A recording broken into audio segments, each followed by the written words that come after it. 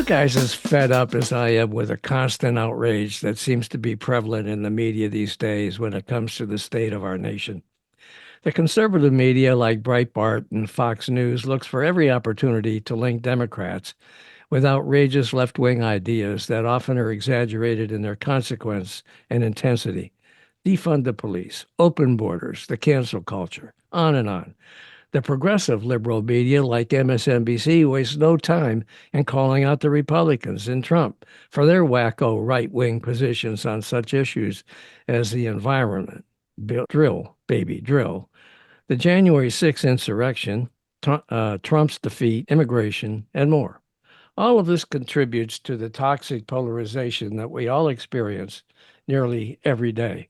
So that's what we'll be discussing today with our guest, David Beckemeyer, a tech veteran with over 25 years in the San Francisco Bay Area.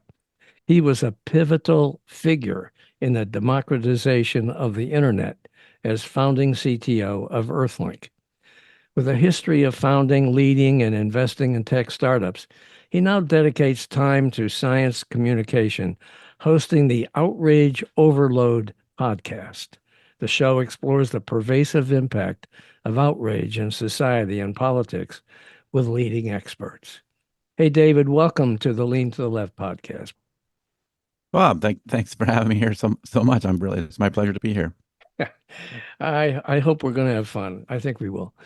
Now, on your website, you say that every day we're bombarded with outrage porn, material used to evoke anger, disgust, or indignation online, in the news, political campaigns, gossip, friends venting their frustrations. It's exhausting. That's what you said. What do you mean by all of that? Yeah, I like the outrage porn term. I didn't invent it, but I've expanded on the meaning. I think it was first used by somebody at the New York Times, and they were speaking mostly in the context of social media. But I like the term because it captures two things. On the outrage side, you have outrage as this metaphor or proxy for a bunch of emotions like anger and indignation and moral outrage and infuriation and Yeah. being infuriated and all these things. Yeah. And then on the other side, I like the porn part because we're addicted to it, right? We go seek this stuff out. So we experience this in many places in our life. People often think that social media is what you're talking about, right? But it goes way beyond that. Obviously, the TV news does this a lot. You mentioned several of those instances. And then, but it also campaigns do this, right? This is how they raise money. They say, hey, the world's going to end, send us $5. Yeah, exactly. And then also our friends do this too. We get in our circle of friends, especially when we're in our like-minded friends, and we all start doing that. Did you see what so-and-so did? And pretty soon that escalates, right. and it just keeps building up. So we do see this a lot. So that's why I like the term, and that's where it started, is that we've been telling ourselves these narratives about how awful these people are, and then we really start to believe them all, and then that's just a spiral that makes it hard to really look at the world with a clear vision and how can we move forward. It doesn't really help you or I, if we start off agreeing, to just scream about it some more, like we already are on the same page. Right. All right. So what is outrage overload? What does that mean? Yeah. So I decided on that term because, outrage by itself is not always a bad thing. And there's probably some things maybe we should be more outraged about. Yeah. But because of the steady stream, we've got the dial turned up to 11 all the time, and it loses its effectiveness. True. Because it can be an activation signal. It can have that role, but not with, we're just constantly outraged at everything all the time.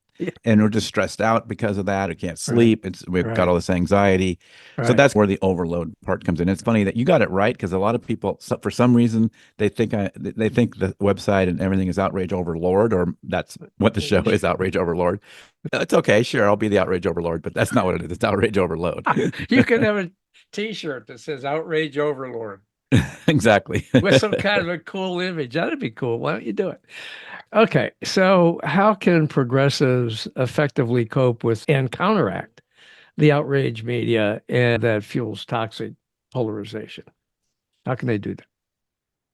Yeah, it's a big challenge because it's everywhere. We don't want to stay informed. And we sometimes, like I say, we seek out these messages because one of the reasons is it helps enforce our moral choices, right? Like if we can see if they keep telling us how bad the other side is, makes us feel better about the choice that we made. That's so we true. do like that stuff sometimes. And some of it's probably okay Right. in small doses. But I think that's the big problem is we get to this point where we're really reactionary to anything that happens and anything we see. And that if we keep believing these narratives, when we do meet somebody with differing views, we're going to apply a bunch of assumptions about them that probably aren't true. Some maybe are, but probably not all true. Right. And it really prevents us from learning about each other and understanding each other's perspective better. So I think one thing is to push back on your side. We have less control over the other side. It's Right. easy to, we have more authority if we're talking to our own side. So I think calling out our own side sometime when they're doing this kind of thing, and also just maybe seeking out your news sources or turning alternative news or not news at all, maybe just turn it off for a while. Yeah. Some of that. And the news is the challenge. Don't get me wrong. There's no magical place I can send you that's going to give you the perfect answer to that. Right. And even some of these things that people recommend, watch news or read news from both sides, even that doesn't exactly do it because, one I had a guest on this basically said, so you got a bad meal at, a restaurant, they're going to offer you what, another bad meal? Yeah, exactly. You know, you know, yeah, I agree with that because honestly, I have tried. I really have tried watching Fox News because I want to see what they're saying and the positions they're taking and how to counteract what they're talking about. But I can't. I just can't. I can't make myself do it. So I am one of these people that's in kind of an echo chamber because I watch the channels that kind of, talk about things the way I see them. And I think people on the other side do the same thing. So now we're in conflict and we're not even talking to each other.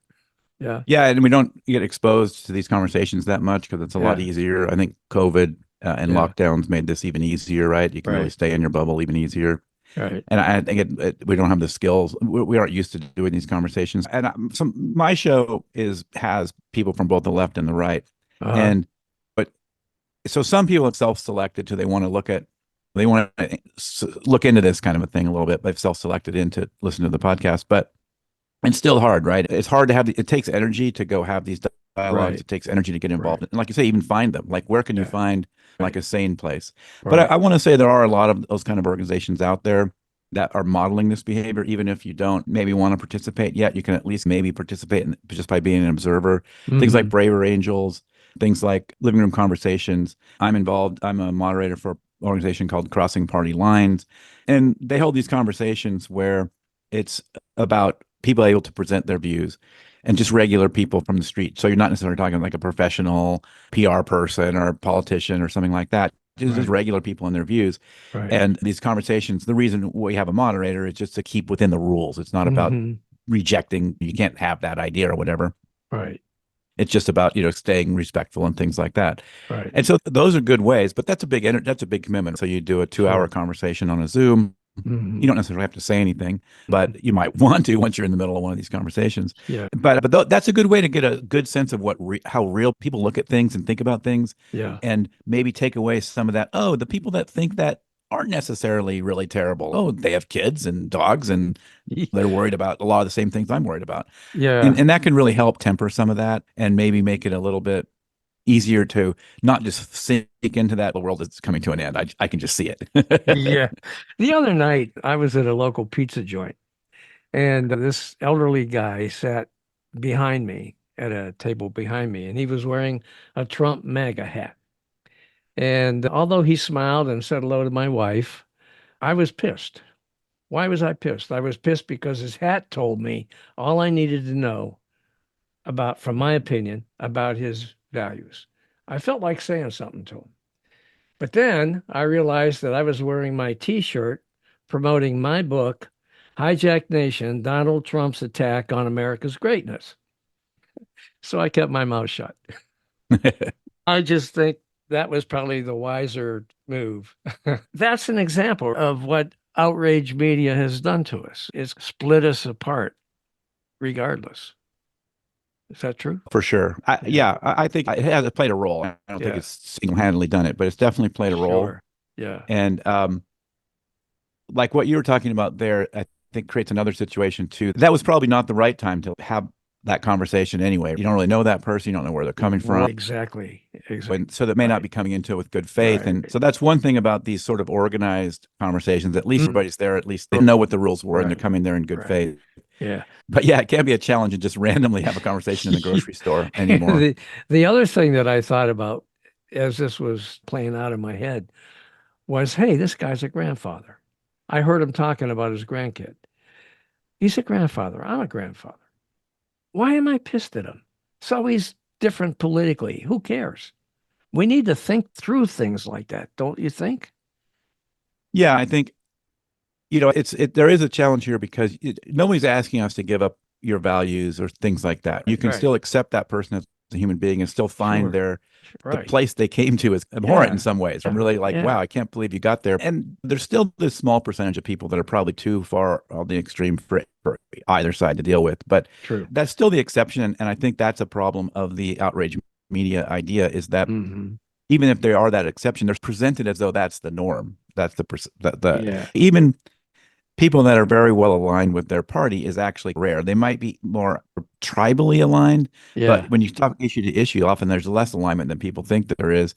And That's true. most people are like that. A large majority of people, they align with one side or the other probably most of the time in Hmm. terms of how what their identity is, Hmm. but they're not necessarily really like just hardcore. I'm going to support anything they do and that kind of thing. Nobody really wants to put that conversation on TV, right? No one That's wants to true. say, hey, here's these two people that like are different, but they get along, right? Right. And there's some of that modeling going on, but I think on a lot of the TV shows, the news shows, they want to have somebody that's very opinionated and very sure in themselves. And so yeah, to your question about do we need to do that? Yeah, I think, I really sometimes I get accused of asking people to just milk toast and become a centrist and just look at the world this one way. And I think all the people in this space, and that's, and I'm, you know, in that space as well now, and I've learned about a lot of what's going on in here, and for the most part, that's not what most people are saying. There are groups that sort of, yeah, that's their objective. They're trying to drive people to a middle because they think that's the answer, and they're doing that in good faith. But most of these kind of activities are, Heidi and Guy Burgess have been active in this kind of world, just looking at these conflicts and how to resolve these, and how they see this as like a major problem for the world that needs a lot of energy put into it. And they use this term that they call pragmatic empathy, which is the idea that I can be empathetic without giving up my position. And you can understand those viewpoints without adopting them, right? Mhm. And understand where they're coming from, even if you just still don't adopt those viewpoints. Right. And I think that's something we have to be aware of. Just letting the person have some space and exist is Right. not necessarily a tacit agreement, right? That's true. That's true. All right. So I presume on your podcast, which you've done now, you told me about 2 years, you've been interviewing scientists, experts in social psychology, political science, bridge building. What's that taught you about how media manipulation and partisan rhetoric impacts our political climate? It's a vicious cycle in a lot of ways, right? Because as we talked about before, the incentives are they want to raise money. So the incentives to raise money are how do you raise money? And everyone looks at that psychology and says this is the way you get people riled up. That gets them they activate for that, and they might dig into their wallet and give you their $10 or whatever. And then that sort of spirals because that message gets out there, and then you become more locked and more certain. There's this idea of that certainty can be our enemy. That certainty kind of is what enables us to see the other side as immoral and take larger actions and things like that. And over time, what has really happened is this division has become more bitter. Mm, And then what we find with that is that because we start to believe these narratives, we believe that the other side is not just has bad ideas, but has bad motivations. They're yeah. evil people. Right. And then this makes us more likely to be open to more dangerous things, to be quite frank, right? And people would say, I had a researcher on who did some research that found that the degree to which people were willing to do anti-democratic things was about the same between Republicans and Democrats. And that Wow. she could took a lot of flack for that, saying well, that can't be true because Uh-huh. the Republicans have done and different things. But this was basically self-reported information. Uh-huh. And what this was about really was this idea that when we believe the other side is more willing to violate these norms, we then become more willing to violate the Right. norms Right. That's ourselves. true. And True. we're caught in that kind of a cycle where we see the other side as worse than they really are. Because there's a big perception gap, both left and right, Right. that both sides think the other side is, the average person on the other side is more ready to violate these democratic norms than they really are by a large margin. And that's also about the same, by the way, as to how wrong we are about that for people on both sides. Because of things like that's what this outrage media helps build. It builds these kind of false perceptions in our head. It builds these false narratives of how terrible and evil and scary the other side is. And that makes us more willing to be the terrible, evil, and scary ones. Yeah, and it seems like to me that if you continue to focus solely on polarization, that's got to distract people from addressing systemic problems and dealing with the issues that they really care about. So, what steps can we take to ensure that our advocacy remains focused on substantive change rather than getting caught up in the polarization debate? Yeah, you can use a polarization debate almost like you can weaponize it, like you can weaponize almost anything. And you can also use it, like you're saying, as a distraction. And that's not to say that the toxic polarization isn't a real problem. So, what you can simultaneously do is you can try to be mindful of when you're framing things in the worst possible light and when you're doing catastrophizing and things like that on these issues, and focus on you and your side and where you have more control, and and try to keep in mind when you're stepping over the bounds of check yourselves, check your bias, check your is this a realistic possibility, or am I carrying this too far? If we look at a lot of the stuff in Agenda 47 or Project 25, which is on a lot of people's minds right now, Yeah. there are a lot of things in there, and I think but it's easy to fall into sort of a hyper catastrophizing about it and saying on day one all this stuff's going to happen. There definitely are bad things, and I think a lot of people are working on countermeasures should some of that start to try to happen. You can still simultaneously try to be realistic about what pieces in there and how would this really play out, how could they do it, and who would be involved, and pick of the 800 900 pages of the Project 2025, you're probably going to have to pick five that you can Right. handle, you know, Exactly. and which ones are most important to you, and still Yeah. then try to put it in perspective of, okay, they say they want to do this, what would that really involve, and could they really do that, and then if there are, where are the backstops, and where can I, if you don't want that agenda to happen, assuming, then where are the backstops that I can support, how can I help defend these backstops, Yeah. and try to be realistic about it and not fall into a worst case scenario catastrophizing mindset. Yeah. I have, in addition to my podcast, my Lean to the Left podcast, I have a blog site called Lean to the Left also. And I have a couple of really good writers that I asked to put together a series of articles taking apart the key components, the key issues that Project 2025 deals with. And they did an absolutely outstanding job. So I'd like to put in a little plug right now for you guys to check it out. Go to leantotheleft.net and you'll find that series there. We've published 8 pieces so far, and we have 3 or 4 more to go. And they'll be online over the next week to 10 days, I would say. They're good pieces. They help put things into perspective, admittedly, from a progressive standpoint. Keep that in mind, but check it out. All right. Is there anything else we need to talk about, David? Yeah, if you allow me to, I'm going to Sure. plug that we did a little short. I did a special episode on Project 2025, which actually turned into Agenda 47 because Trump can't walk away from that, right? It's on his Right. website, and it was too much to do all the issues, but we ended up talking about 3 big ones, some of the ones to infiltrate the administrative state with loyalists, and some of the stuff about funding and how trying to make the executive branch be able to pick and choose what they fund. And Right. then the other one was about the DOJ and just in breaking that division, that wall between that exists between DOJ. And I had a right-leaning political scientist come on.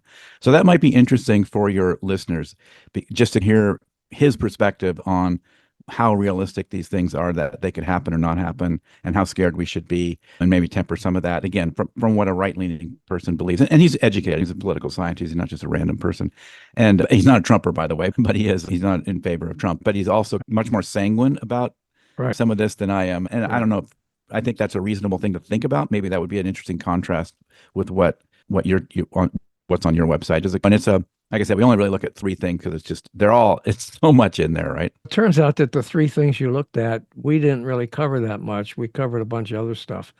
So that's good. And you guys watching and listening, check it out. Check out And what's that one's only up on YouTube, by the way. It's Oh, not. It's going okay. to come out later in the year, but it's out as a pre-release on YouTube, so you can find it at our Outrage Overload YouTube channel. Okay, great. All right. The other day I did an interview with a guy who has written a book set in the year 2020, I don't know, 2060 or something. I can't remember the exact date, but several years, many years into the future about Civil War 2.0 that happened.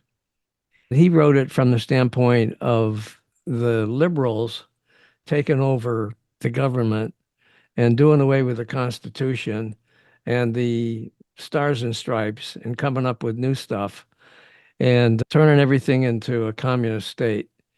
And so I asked them, why in the hell did you have the liberals being the bad guys and not the conservatives? Because it's the conservatives, in my opinion, that are trying to do that kind of stuff. And it turns out that he supports the conservative side, and I should have picked up on a little bit sooner than I did. But anyway, it was good to have the conversation. And he also wrote a baseball book that it was about the death of baseball that had occurred when that second Civil War happened, and then how baseball was brought back. That's interesting. Anyway, you guys, if you get a chance, so watch for it. So let's talk about your podcast. You said that you do it mostly twice a month or every other week, I guess you said. Every other week, yeah. Yeah. And occasionally an extra one in between. And your focus, just give us a little elevator pitch on your podcast. Yeah, the super short one is we talk about the science of outrage Mm. and outrage in society and outrage in politics, and then ways to lower the temperature. Slightly longer, what I focus on a couple of areas. One is news diet, news literacy, science literacy. We spend some time there. The other is this what I first said, talking to scientists about some when I see new research come out that sort of is adjacent to this phenomenon. And then the other is I talk to these practitioners about the bridge building. And that can be anywhere from a community leader. There's a whole bunch of organizations doing this kind of work. And sometimes it also overlaps with the scientists that are doing it as well. And so that's the main areas that we explore. The audience is really folks that are curious and interested in a balanced perspective on things. So it's a meta politics podcast, if you will. I don't really take positions on issues in general. We talk about how we talk about the issues and things like that, and some of the science of how can we sleep better at night while we still remain engaged, civically engaged. So I guess the civic engagement would be is related to that news diet aspect that we talk about. Okay. So once again, the name of the podcast is? The name of the podcast is Outrage Overload. Okay. And people can find it. You can find it at outrageoverload.net. Okay. And I presume it's on all the major audio podcast channels, correct? You can go to the website, or you can, it's on Apple and Spotify and all of those guys. And we also republish it to YouTube, even though it's an audio only podcast, but it is up there on YouTube as well. Yeah. Okay. Yeah, I do the same thing with mine. All right. Thanks. It's been great talking to you, David. And I wish you the best of luck with your show. Sounds like it's a great one. And the idea of it, I really like the idea of trying to find ways to lower the temperature on things and still maintain your own positions and point of view. Right? Yeah, exactly. Okay. All right. Thanks so much for joining us today on the Lean to the Left podcast. Hey guys, thanks for watching. I hope you enjoyed this Lean to the Left video and you found it interesting and informative. Please visit on a regular basis and check out our interviews with guests on topics that focus on progressive politics and the important social issues of our time. Now, our interview shows stream on Mondays with special episodes on Thursdays. And you can check out upcoming shows, guests, and topics at podcast.leantotheleft.net. Subscribe to our audio version there and to our video shows here at YouTube. And follow us on social media. Facebook at Bob Gaddy and the Lean to the Left podcast. Now, it's two. Bob Gaddy is one Facebook page, and the Lean to the Left podcast is a second Facebook page. Twitter at Lean to the Left 1, Instagram at Lean to the Left 1, TikTok at Lean to the Left, LinkedIn at Bob Gaddy, and YouTube at Lean to the Left. Now, I hope you'll support Lean to the Left as well so we can keep things going. Just click on the Donate tab at the top of the leantotheleft.net homepage and contribute by buying me a cup of coffee. That'll really help and would be much, much, much appreciated. Now, this is Bob Gaddy signing off for Lean to the Left. Thanks for sharing your time with us.